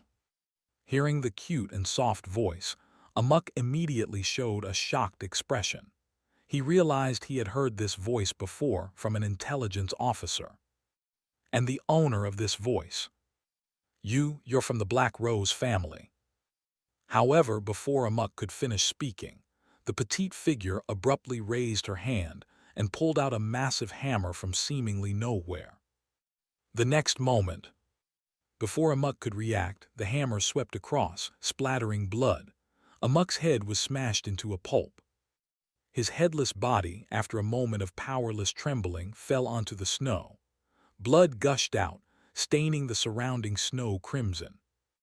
On the other side, due to the force of swinging the massive hammer, the petite figure's hood was blown away, revealing her emotionless yet adorable face. This cute, super-strong girl was none other than the leader of the Qiu falling core of the Black Rose family, Qiu Mingtang. After killing the member of the Snow Knight Empire's royal guard with a single blow, Qiu Mingtang sighed in relief. After all, she had to complete the task assigned by Yumo. If Yumo had to personally search for the person, it would be inappropriate as a member of the Black Rose family. Glancing at Amok's pulverized head, Qiu Mingtang's eyes slightly narrowed. Looked at what you shouldn't have and still hopping to live, hey. However, it seemed that something occurred to Qiu Mingtang. She narrowed her eyes. Wait, how did this fifth-tier person escape the pursuit of that sixth-tier slaughterer? And how did he hide in the forest for so long? Seems like it's because of this cloak, right? After hearing Qiu Mingtang's words, one of the black-robed knights expressed his confusion. He slowly pulled off the platinum cloak from Amok's back. This strange thing with mysterious runes seems to have an aura-concealing effect. This emblem. Captain, this person seems to be from the Snow Knight Empire's Crown Prince's faction. Qiu Mingtang's beautiful eyes slightly furrowed, and she looked somewhat conflicted as she looked at the cloak in her subordinate's hand. It's that damn child of destiny again. How does he always come up with such strange things? Hearing their leaders lament, the other Black Rose family soldiers chimed in. Yeah, they're all quite curious things. From the earliest magic-powered guns, power cars, to the current magic energy fission bullets and bomb, and now this cloak. Recently, it seems they're building some kind of steel aircraft. This Crown Prince always seems to create some unusual things. I really don't understand how he comes up with them. After putting away the massive hammer, Qiu Mingtang took the cloak from her subordinate. After examining it closely for a moment, the young girl spoke slowly. Lalo, take this back to the Duke first. If possible, go find those long-eared elves and ask them to help decipher it. The elf race. Understood. The knight named Lalo took the cloak and replied respectfully. Oh, right. It seemed that something occurred to Qiu Mingtang, and she stopped her departing subordinate. What's the matter, Captain? Tell the Duke, and ask if he can start planning as soon as possible. We must kill the child of destiny before he completely gets out of control. At the same time, in the Crown Prince's office at the Heavenly Palace, Yiziuhu and the others is dead, damn it. Seeing the shattered soul orbs on the desk, rage erupted from Zhu Tianhao's eyes. The furious blonde man couldn't help but raise his hand and smack it down, turning the entire blue sandalwood desk into powder. The sudden explosion of golden magical power made the guards around the office shudder, and those with weaker strength even couldn't help but fall to their knees. Seeing this situation, Talui, who was helping with the documents on the side, couldn't help but tremble. She hurriedly went to Zhu Tianhao's side, patted his shoulder, and softly comforted him. Calm down, Tianhao, what happened? My good brother is dead. What exactly happened? Sai, in order to find the child of destiny as soon as possible, I sent Yiziuhu and the others with the unmanned reconnaissance devices I made to search near the winter forest. But just now, their soul orbs shattered. Did they encounter an abyssal demon? Probably. Both of their soul orbs showed signs of contamination. However, Amok's orb was shattered, but it had no signs of contamination. Tianhao, do you suspect that Amok was murdered by someone? It's very likely. I don't think my people would die in accidents for no reason. With that said, a dazzling faint golden light and a chilling murderous intent burst out from Zhu Tianhao's blue eyes. Who would dare to harm my people? Tianhao. Seeing Zhu Tianhao's angry appearance, Talui couldn't help but feel a pang of heartache. But she knew her man's character well. He didn't care about one's background, ignored the noble system and slavery, and valued people based on their abilities. Yi Ziuhu was a partner Zhu Tianhao met while he was inspecting the commoners and acting as an adventurer. Although Yi Ziuhu was born into a poor farming family, Zhu Tianhao took him in after discovering his talents, breaking the rules to accept him into the Royal Knights and granting him the title of Knight. In the Snow Knight Empire, only nobles could obtain the title of Knight. In order to help Yi Ziuhu, Zhu Tianhao was even punished by the emperor back then. In fact, not just Yi Ziuhu, but many others were promoted by Zhu Tianhao. Out of gratitude, they were extremely loyal to him. Similarly, in return, Zhu Tianhao didn't hesitate to treat these partners as brothers from the bottom of his heart. Now, his brother had died mysteriously, and it was only natural for Zhu Tianhao to be furious. With a helpless sigh in her heart, Talui slowly left the office and closed the door. As a woman who had been with Zhu Tianhao for a long time, she knew that her man needed some time to calm down alone. However, Yi Ziuhu and the others died encountering an abyssal demon, and one of them even being killed by a human. In the Northern Territory, who would target amok? Could it be the Duke family? They had always been at odds with the royal family and disliked Tianhao. Perhaps this is a good idea. Regardless of whether they did it or not, it can be used as an excuse. Once the affairs of the imperial city are settled, use this as a pretext to take action against the Duke family. Killing the envoy sent by the royal family is a grave crime. The empire must centralize power. Thinking of this, Talui showed a seductive smile. And so, pondering as she walked, Talui left the crown prince's palace. As she stepped out of the palace gates, the purple-haired woman's brows furrowed slightly. Then, revealing her signature elegant smile, she looked at the blonde woman in a platinum robe beside her. And this woman was the fourth princess of the Snow Knight Empire, Feng Ling Valentin. "Oh, your highness, what brings you here?" To Talui's greeting, Feng Ling just gave a cold smile. Why did my brother suddenly lose his temper? Accustomed to the princess's attitude, Talui didn't mind it too much. She helplessly waved her hand. It's nothing, just that Yi Ziuhu and the others died. Died in the Northern Territory. How did they die? Who knows? Then, do they have any news of the Child of Destiny? Well, not yet. Not yet, huh? Hearing this answer, Feng Ling showed a hint of unease. However, this emotion was quickly hidden. Then Feng Ling spoke slowly. In that case, I'll go to the Northern Territory. Your highness. Yes, to avoid a war with the Crimson Lotus Empire and the Asumos Church, we must ensure the safety of the Child of Destiny as soon as possible. I'll personally lead a team to search, just as the 4th Army Group has just withdrawn from the southern border, and we're not short of manpower. Even so, there's no need to trouble your highness. We'll handle these matters. Aren't you and my brother still negotiating? Focus on your business and leave the search for the Child of Destiny to me. With that, ignoring Talui's opposition, Feng Ling turned and left without giving the purple-haired woman any face. As for that, Talui could only smile helplessly, speaking slowly to Feng Ling's retreating figure. Your highness, if you find the Child of Destiny, remember to bring her back. The crown prince has been looking forward to it for a long time. Hearing these words, Feng Ling shuddered, her steps pausing momentarily. It seemed that her heart was filled with rage because of this sentence. But soon, the 4th princess regained her composure and walked silently forward, not responding to Talui's words.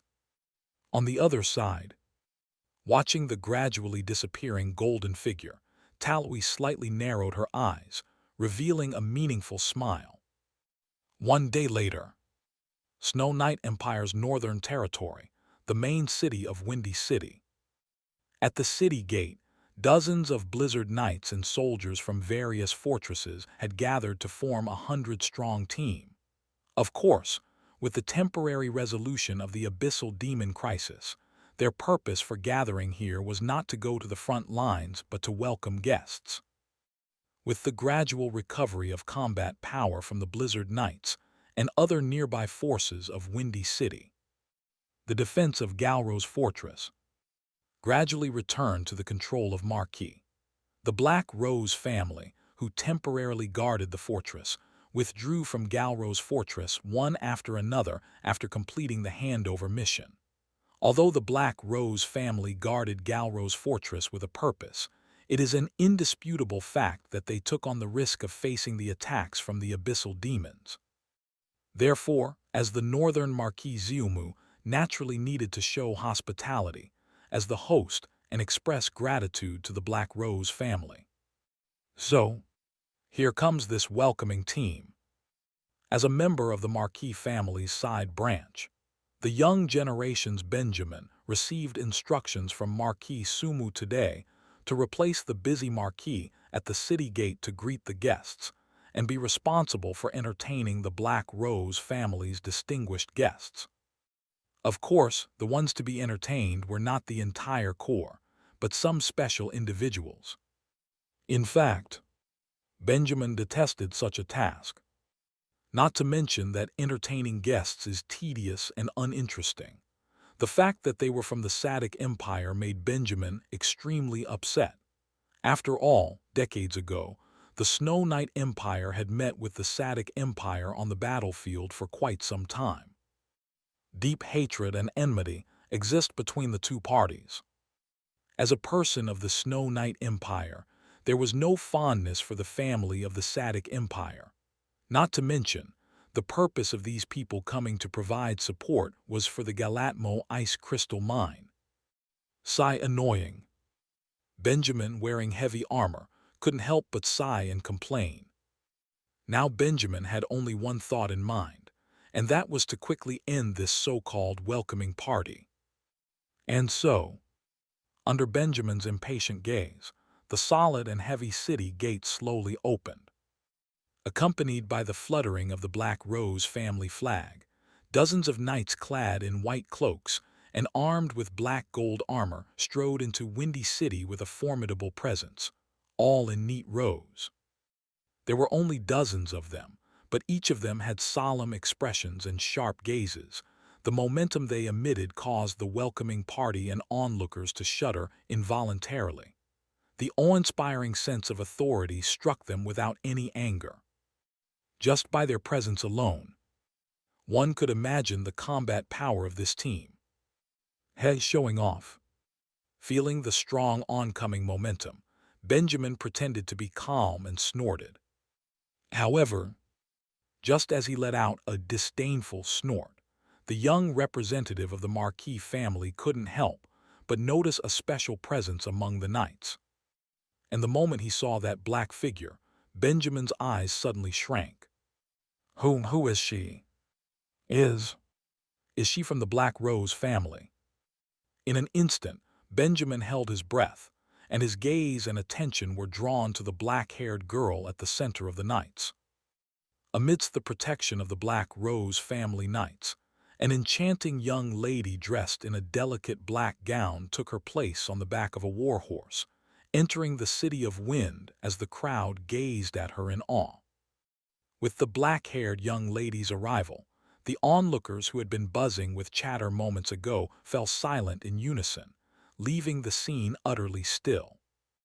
Everyone present, much like Benjamin, focused their attention on the striking black-haired girl. She had a slender figure and possessed enviable, satin-like black hair, with crimson tips that resembled fresh blood. Though her face was veiled, her unveiled eyes were mesmerizing and captivating, causing those who looked into her sapphire irises to momentarily forget how to breathe. The soldiers, who spent their days cooped up in their barracks training, seemed as if their eyes might pop out of their sockets. Who is she? Benjamin couldn't help but ask himself. The unexpected appearance of a young lady among the Black Rose family knights inevitably puzzled everyone. However, upon seeing the girl with such beautiful eyes, Benjamin's heart became restless, and a wave of heat swept over his body. Despite the cold winter season, he suddenly felt warm and his heart began to race. Previously, Benjamin was quite averse to greeting the Black Rose family members. However, at this moment, any trace of resistance had vanished. In the next instant, driven by his burning desire, Benjamin steered his horse, worth tens of thousands of star coins, towards the members of the Black Rose family. More accurately, he headed towards the stunning black-haired woman. As a normal man, what would be the first reaction to seeing such an enticing beauty? For Benjamin, there was only one reaction: flirt. Thus, completely focused on the black-haired girl, Benjamin ignored the surrounding knights of the Black Rose family and failed to notice the darkness gradually rising on their faces. "Greetings, beautiful lady. I am Benjamin, representative of the Marquis family. May I have the honor of knowing your name?" Benjamin asked courteously, giving a bow, and then flashed what he believed to be a radiant and sunny smile. He then extended his right hand, evidently intending to kiss the young lady's hand in accordance with noble etiquette. After his inquiry, the faces of the surrounding Black Knights were shrouded in darkness. Had they been on the Black Rose family's territory, Benjamin would have been thrown into a river to feed the fish by now. However, the black-haired girl, our protagonist, didn't seem to be offended. Instead, she tilted her head playfully and looked at the nobleman before her. This black-haired young lady was none other than our and only ruler of the abyssal demons, Yumo. Upon stepping into a large city in another world for the first time, Yumo felt a small surge of excitement and curiosity about her surroundings. Initially, Qiu Mingtong had suggested Yumo sit inside a carriage to avoid attracting attention, but in order to better observe the surroundings, she chose to ride a horse. Another reason was that Yumo didn't like the bumpy ride in a carriage. And so, after subtly altering her appearance, Yumo wore a veil, rode a horse, and was escorted by the knights of the Black Rose family. Hello? Is this the formal greeting etiquette among the nobles of the Snow Knight Empire? It seems not that great, huh? Looking at the man in front of her who was bending over and extending his hand, Yumo couldn't help but mutter in her heart. After all, having seen Sebastian's standard etiquette, Benjamin's action now seemed somewhat comical to Yumo. Then Yumo, who had the old habit, began to carefully sense the other party's strength.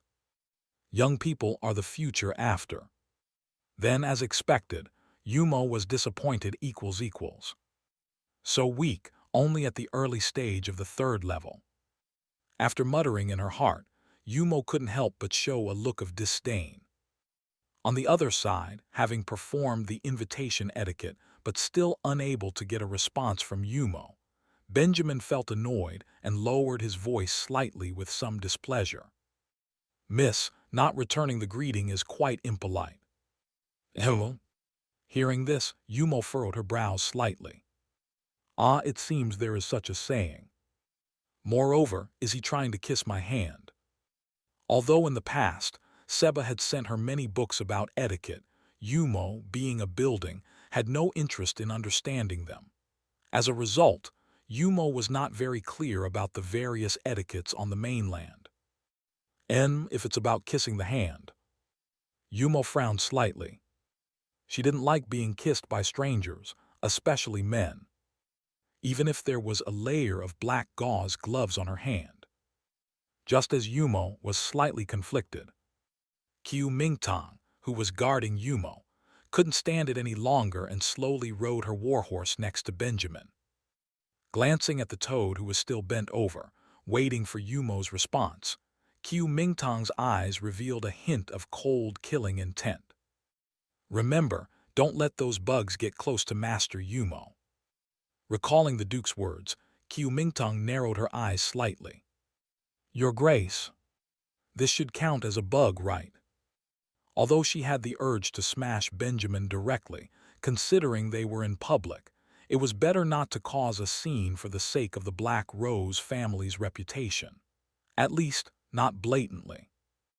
Narrowing her amber eyes, a trace of terrifying fighting spirit slowly emerged from Qiu Mingtong and transformed into an invisible blade that aimed at the warhorse beneath Benjamin. The next moment, accompanied by a frightened neigh, the scared warhorse forcefully kicked Tilda. Benjamin, under the unprepared gazes of everyone. Benjamin, who was still waiting to kiss the girl's jade hand, suddenly looked baffled as he was sent flying into the air, and then plunged headfirst into the frozen moat. Clang Tilda. Benjamin, who had landed headfirst, inexplicably passed out, unable to get up. Seeing this scene, Yumo looked at the culprit beside her with a complex expression, Qiu Mingtong, who had a none-of-my-business look on her face. Little Tong. However, before Yumo could say anything more, Qiu Mingtong took the initiative to speak, somewhat unhappily saying to Yumo, Master Yumo, do you remember your current identity? I'm now a lady of the Black Rose family. Not just a lady, it's a young lady. Qiu Mingtong corrected with some excitement. Your arranged identity from the Duke is the young miss of our Black Rose family. You're the sister of Duke Zio. You're a noble among nobles. That kind of guy just now was nothing more than a lowly toad. He's not qualified to give you a hand kiss. You can totally ignore him and just walk away. Qiu Mingtong explained seriously. I see well, all right, but there are really many people here. Looking around at the people who wanted to come up and chat with her, Yumo couldn't help but frown. Having been cooped up in the winter forest for so long, she wasn't used to being watched by so many people. Moreover, these gazes, mostly filled with a certain type of desire, made Yumo feel a bit displeased. If she had known, she would have preferred staying in the carriage. Upon hearing Yumo's complaints, Qiu Mingtong cast an unhappy glance at the eager onlookers. She pulled out a sinister-looking heavy hammer from behind and swung it threateningly. The Black Knights beside her also showed fierce, yet polite friendly gazes. Looking amicably at the crowd, realizing the heavy hostility in Qiu Mingtong and the Black Knight's eyes, these life-loving nobles and wealthy merchants chose to keep their distance. Seeing this, a hint of satisfaction appeared in Qiu Mingtong's light yellow eyes. Then this strong little girl retracted her hostility, respectfully looking at young Lady Yumo. Well, there's no helping it. After all, Yumo-sama possesses a transcendent beauty that stands out from the ordinary. Although it's slightly altered and veiled, it still can't hide that beauty. Moreover, Miss Yumo wearing a skirt now looks even more beautiful than before Tilda. Hearing the excitement in Qiu Mingtong's tone, Yumo revealed a slightly troubled expression, looking strangely at the exquisite high-end black dress she wore.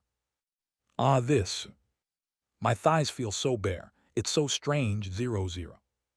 Furthermore, wearing a skirt, I always feel like I've lost something. Integrity, maybe.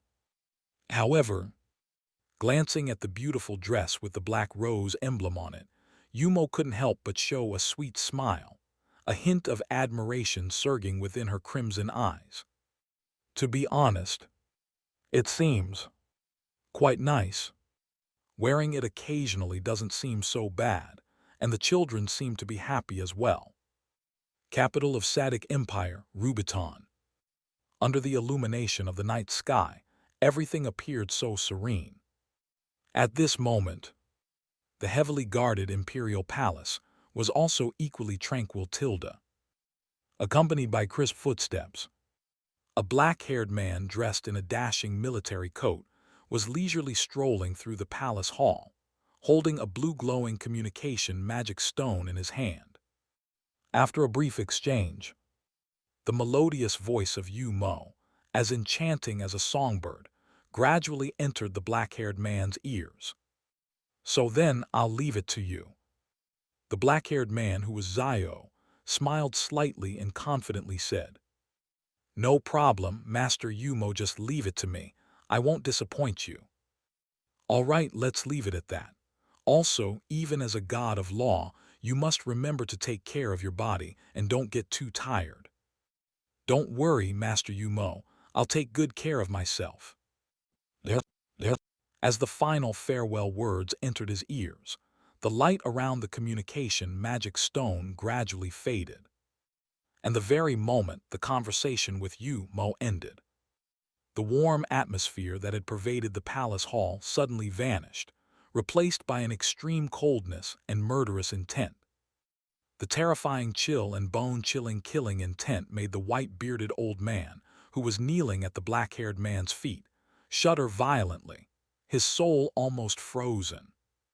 However, as a monarch, the white-haired old man forcefully suppressed his fear, barely managed to prop himself up with his scepter, and stared at Zio with angry eyes. Black Rose Duke, is that woman the one who ordered you to do this?" Ahem. Hearing this, Zio frowned and quickly waved his hand to deny it. "Don't misunderstand, Your Majesty. Master Yu Mo is very benevolent and would never issue such an order.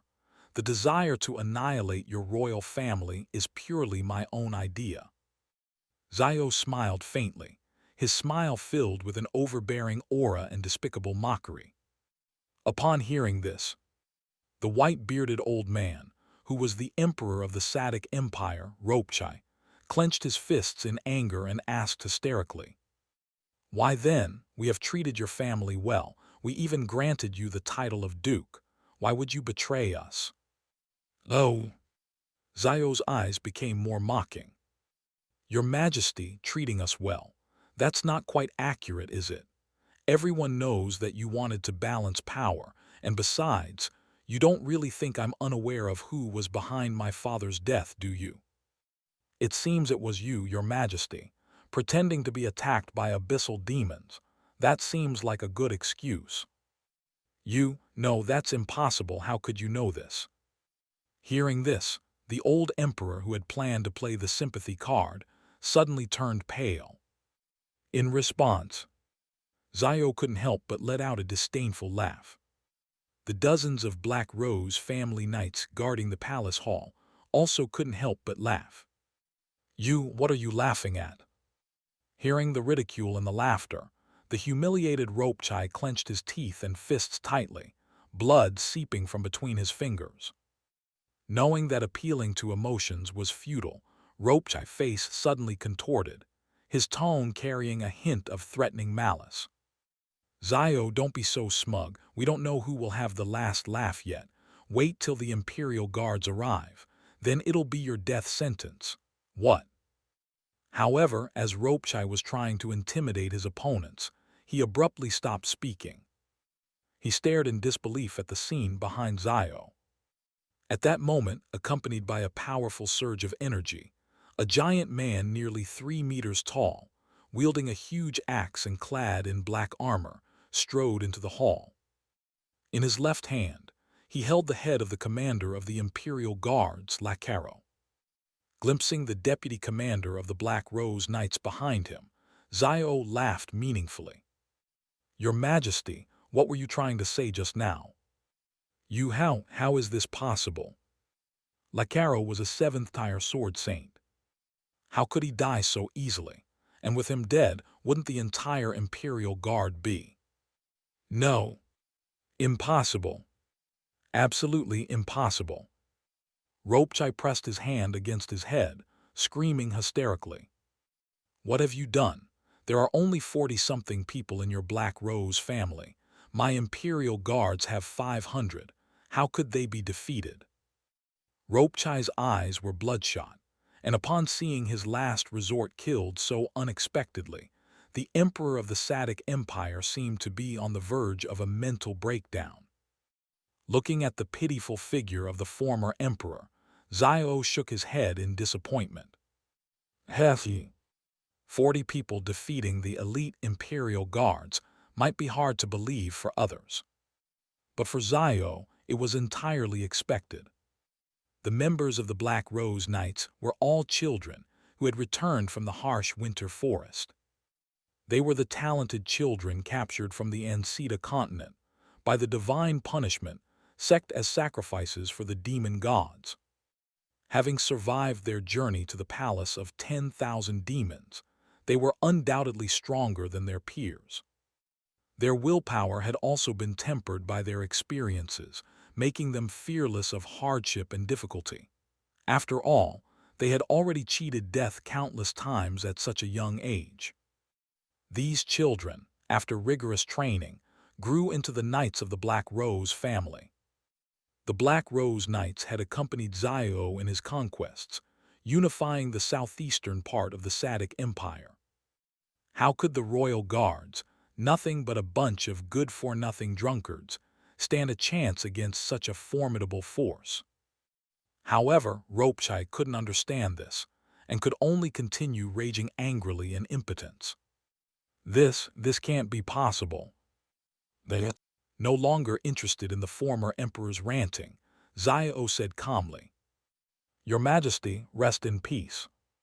As he spoke, Zio waved his hand, and a black ball of compressed magic instantly formed in his palm. In the next moment, under the horrified gazes of countless royal family members, Ropechai's brain was pierced by the black magic ball, killing him instantly. He died a gruesome death in a pool of blood. Seeing this, the dozens of royal family members captured nearby displayed expressions of despair, desperately pleading for mercy from Zio. These once lofty princes, princesses, and consorts now wailed without any royal dignity, eliciting disdainful laughter from the Black Knights. In order not to let the clamor disturb the Duke, 2 Black Knights guarding the royal family members exchanged glances, drew their swords from their waists, and prepared to send them all to the afterlife. However, at this moment, Zio raised his hand and stopped the 2 knights. "Forget it, let them live." The 2 knights were somewhat confused. Wasn't the plan to annihilate the royal family tonight? Why the sudden change? But while the 2 knights were puzzled, Zio smiled meaningfully, looking at a ragged, black-haired boy lying on the ground. "You're the 8th Prince Leo, right?" Yes, Your Grace, I am Leo." Upon hearing Zio's call, the 14-year-old boy named Leo immediately crawled towards Zio. At this, Zio smiled with satisfaction, patting the young prince's head with the sole of his foot. "From now on, you will be the emperor of the Sadic Empire." As soon as these words were spoken, Leo was dumbstruck on the spot. In fact, not only the 8th prince, but also other royal family members and even Zio's own Black Rose family were bewildered. Everyone couldn't help but gaze at Zio with astonishment. A short while later, escorted by dozens of Black Knights, Zio leisurely walked out of the bloodstained palace. As for Leo Luo Pei and the other royal family members, Zio left them to be dealt with by his secretary Wanya. If all went well in a few days, the Sadic Empire would see the coronation of a new emperor. However, as they watched Zio's retreating figure, many Black Rose Knights behind him were still confused. After all, according to the original plan, they were supposed to completely annihilate the royal family and take control of the Sadic Empire. But now, puzzled, one of the deputies couldn't help but ask, "Your Grace, weren't we supposed to seize power? Why are we leaving the royal family intact?" Hearing his subordinate's confusion, Zio smiled meaningfully. "It doesn't matter. Our goal is to control the entire empire, whether directly or through a puppet. There isn't much difference between the two. If anything, this is more advantageous for us." Advantageous? Yes, think about it. The royal family has ruled the empire for more than 300 years and still has considerable prestige among the people. If we were to usurp the throne directly, we might face resistance. Resistance? Just eliminate it, the deputy commander grumbled nearby. At this, Zio neither agreed nor disagreed, nodding his head. Yes, but that's not the main reason. Then what is it? Master Yu Mo wishes for the various empires to get along and unite once again. As the Black Rose family, we naturally must obey orders, right? What do you mean? Our family will cooperate and help restore the relationships between nations. However, if the Sadek Empire's royal family doesn't cooperate or even tries to interfere, they can't blame us, right? As he spoke, a chilling smile gradually appeared on Zio's face, causing the surrounding Black Rose family members to shudder. Fortunately, Zio quickly reined in his cold demeanor. Soon after, Zio seemed to think of something and looked thoughtfully at his deputy. By the way, Wanya, what can I do for you, Your Grace? Help me find Inferno. I need her to do me a favor. Inferno, what do you need her for? Upon hearing the name of the demonic existence, the deputy clearly displayed fear. At this, Zio smiled slightly. Sai, the female lead, has always been protected by Master Yu Mo, hasn't she? It's not easy to make a move. In that case, we can only ask someone for help, starting with taking care of the Child of Destiny.